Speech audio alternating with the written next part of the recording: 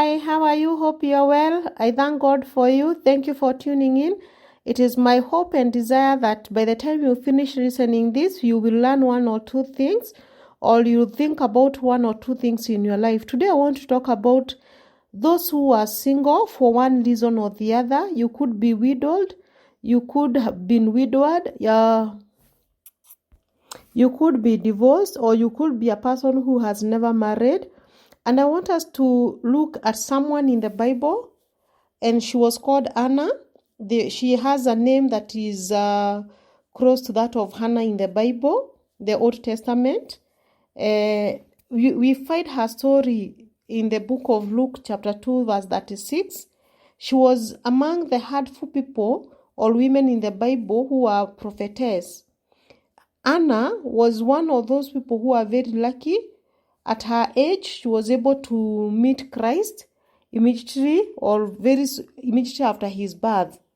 Anna was a daughter of Penuel from the tribe of Asher. Her name, which we shares with Hannah, had said that, and it means grace or favor.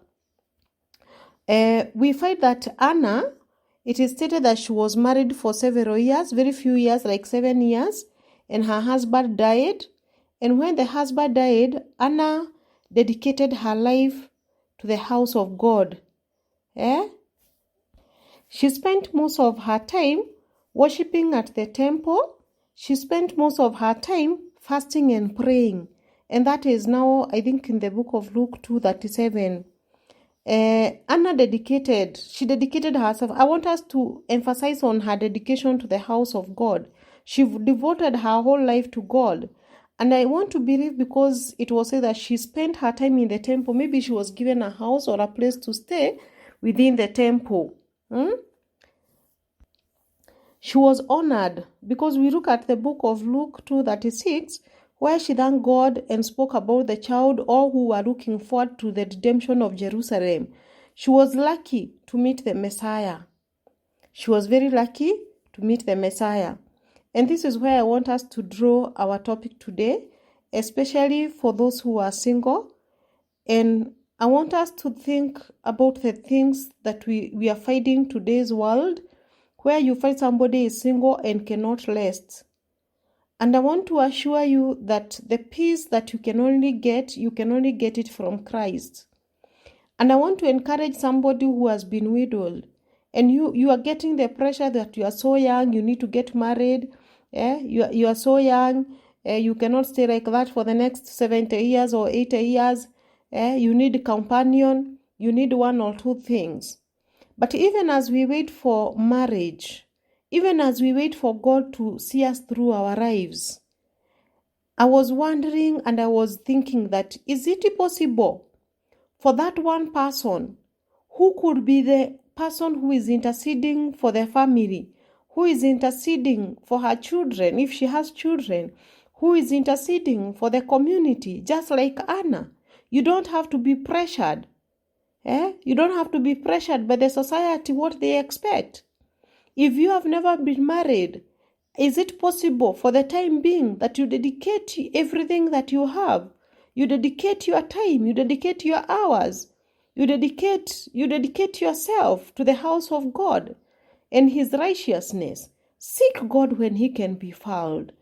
Seek God even as you wait for him for the things that you desire. And even as everybody becomes immoral, moving from one man to the other, moving from one lady to the other, can you choose? Where are the people? Where are the Daniels of today? Where are the Meshach, Shadrach, and Abednego of today, who says that even if, Lord, you don't bless me with marriage, I will still praise you. Even if you do not bless me with a husband, even if I don't get married again, even if I am divorced, I shall not bow down to the gods of immorality. I will not bow down to the norm of the society. I refuse to be conformed to the things that are happening around me. But I will be transformed for the ways of Christ. And my mind is going to be renewed in the way that Jesus is going to be happy with you. knows that you could be the person through your prayers, through your dedications, through serving God. Could you be the Annah of today? Would you be the person who be seeing things that we are not able to see in the spiritual realm? Could you be the person who will be able to move this country, to move your country, to move your town from one level to the other because of your righteousness, because of your dedication to God?